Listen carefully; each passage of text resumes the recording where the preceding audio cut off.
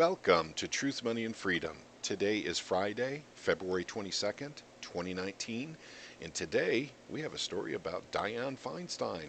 She looks like a pit bull in this picture. Way to go, Diane. We'll have to talk to our makeup artist about this and see if we can make her look more like a chihuahua next time. The story is Feinstein gets confrontational with children asking her to support Green New Deal. So let's delve into the story, shall we? A group of young people, including elementary school children associated with the environmentalist group, the Sunrise Movement, visited Senator Dianne Feinstein's office to ask the California Democrat to support the Green New Deal. In a video posted by the Sunrise Movement, the exchange between Feinstein and the group grew testy when Feinstein began disputing facts that the children were stating about human contributions to climate change. Some scientists say that we have 12 years to turn this around, one girl said. Well, it's not going to get turned around in 10 years, Feinstein responded. At one point, an older activist chimed in, telling Feinstein, "You're looking at the faces of the people who are going to have to live with these consequences." The government is supposed to be for the people and by the people, another girl said. You know what's interesting about this group is? I've been doing this for 30 years, Feinstein said. I know what I'm doing. You come in here and you say it has to be my way or the highway. I don't respond to that. Here's a little image of kids, I imagine, that were there. This is a video here. I'll link this down below. I'll continue on with the story. Feinstein then pivoted to her electoral success and history in winning elections in California to further illustrate her point. Oh, let the browbeating begin. I've gotten elected. I just ran. I was elected by almost a 1 million vote plurality, and now I know what I'm doing, she says.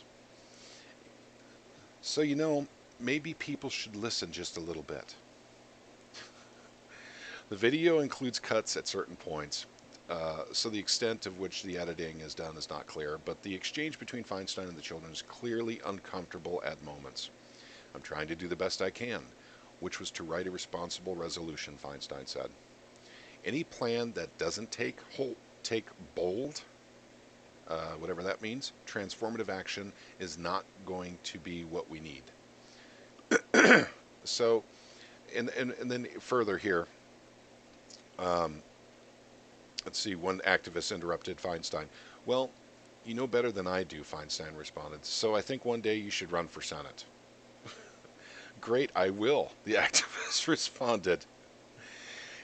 And then do it your way, Feinstein continued. In the meantime, I just won a big election.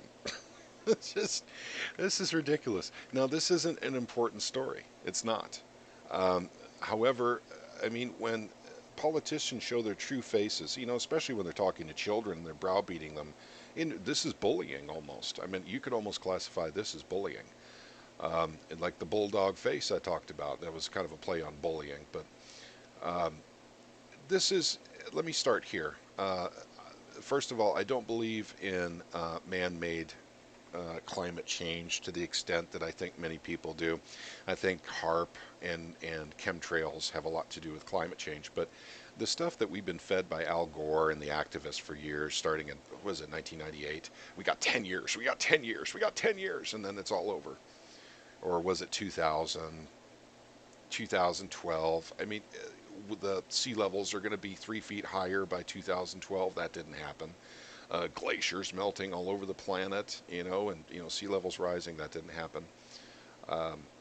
But one thing I will say is happening is we do have retreating glaciers all over the planet. That's true. But we also have glaciers that are growing all over the planet. So it kind of balances itself out. And this is the kind of stuff that's been happening since the beginning of time. So to actually brainwash these kids into believing that this is man's fault is really, it's starting to bother me a little bit. What happened to critical thinking here? Why don't we teach them that, like, one side of the South Pole may be melting off, but the other side is growing, which is a fact. We can't teach kids this. We can't tell them this. I mean, we can't instruct them this. So critical thinking would allow them to actually ascertain that maybe this is a natural balance. This is something that happens naturally. But no, no, no, no. We need to convince them that man's responsible, and therefore we need to tax the ever-loving piss out of the middle class to stop the earth from warming up or cooling down or whatever. I'm 47, so I remember in the 70s when they said we were going into an ice age, and we needed to tax people to stop it from happening. And I know that a lot of people have talked about that before in the past, but I actually remember it. Now we're going through the global warming phase, and now since that's not happening, they're just calling it climate change now, and they're very ambiguous about what's actually going on and what we need to do and how much we need to tax people for. It's just, well, there's climate change, man's responsible, we need to tax you. And that's what we're teaching our kids.